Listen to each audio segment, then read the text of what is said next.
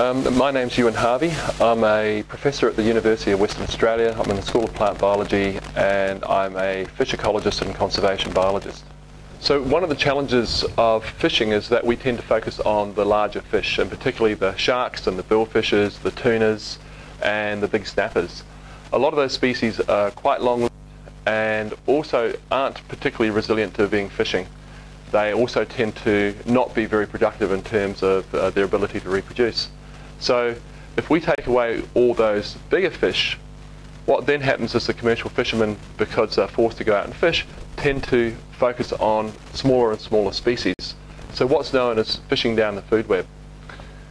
So again, one of the big challenges also is that if we're actually altering the whole ecosystem, we don't really understand how those big fish regulate populations of smaller fishes. So until we get that understanding, we've got real dramas with actually managing the marine environment.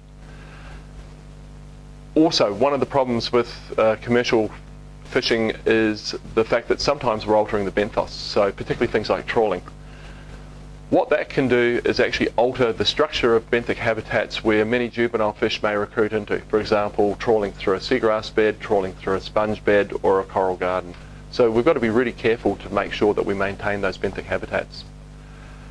Why does overfishing occur? Well, one of the things you're going to hear about in Module 9 is the tragedy of the commons. But in brief, the fishermen are all fishing a common resource and they want to go out and catch as much as they possibly can. Therefore, there is no economic motivation to conserve or not catch the last remaining fish because someone else may go and do it. One of the big problems with regulating fishing is that fish move across both international, national and state borders.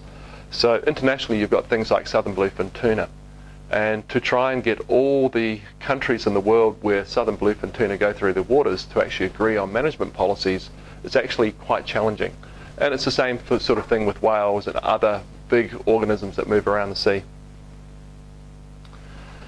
At a national level, there are real challenges with legislation going across the states. We have a 3 nautical mile territorial border here where the Australian Fisheries Management is responsible for managing.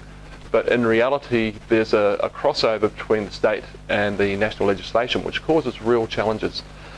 Also, one of the big challenges is recreational fishing. We don't really understand, both in Australia and in many parts of the world, how large the recreational catch is. And if we look to some of the third world countries and we start looking at artisanal fishing, we really have no idea of how much fish people are taking out of the water. So again, to summarise, the real challenge with overfishing is there is no incentive for people to actually conserve fish. There are major issues with management, both across international and national borders, and there tends to be very little integration. Similarly, we don't have enough knowledge about the marine ecosystem and particularly the way different fish interact in the system to actually be able to manage it in a sustainable manner. One of the key changes in management that's occurring now is the push away from single species management into ecosystems-based fisheries management. And that suddenly means that when they're assessing the fish stocks, they actually have to consider not just the fish that they're targeting, but also all the other components of the system. One of the questions that's going to be asked is, why is overfishing going to be a potential problem in the future? As you'll hear in other parts of this course, over the next 20 to 30 years, as population increases, we're going to have real challenges with energy, enough land to actually produce the food that we need, and also water.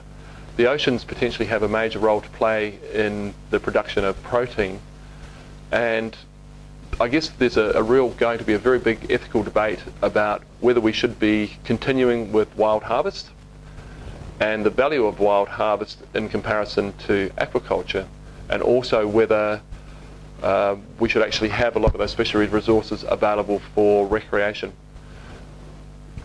In many parts of the world where you've got artisanal fisheries and people rely on those fish, we're not going to have a choice. So we do need to have sustainable management, and the ecosystems-based fisheries management approach may be one of the good options.